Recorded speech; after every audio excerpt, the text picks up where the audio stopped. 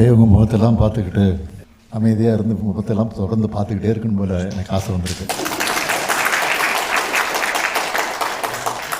இப்படி தான் ஒரு முறை எங்களை எல்லாம் ஆளாக்கிய நம்முடைய ஒப்பற்ற தலைவர் பேரறிஞர் பெருந்தகை அறிஞர் அண்ணா அவர்கள் ஒரு கூட்டத்தில் பேசுகிற போது சொன்னார். அதில் குறிப்பாக மலேசியா, சிங்கப்பூர் போன்ற நாடுகளுக்கு சென்ற போது இதை குறிப்பிட்டு சொல்லியிருக்கிறார். 2 நிமிஷம் பேசாமல் இருந்திருக்கிறார். எல்லாருக்கும் கொஞ்சம் வேப்பாகி போயிடுச்சு. ஏன்னா உடம்பு சரியில்லையா, தொண்டைகள் சரியில்லையா அப்படின்னு. அதுக்கப்புறம் பேச ஆரம்பிச்சிருக்கிறார். அந்த உணர்வு தான் எனக்கு இப்போ ஏற்பட்டிருக்கு.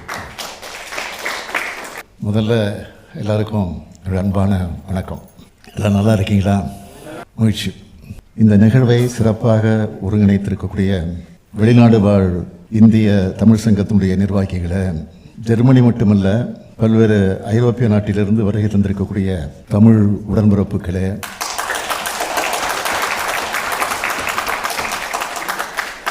என்னுடைய துணைவியார் வந்திருக்கிறாங்க, கூச்சிக்கூடாது. என்னுடைய துணைவியார் துர்கா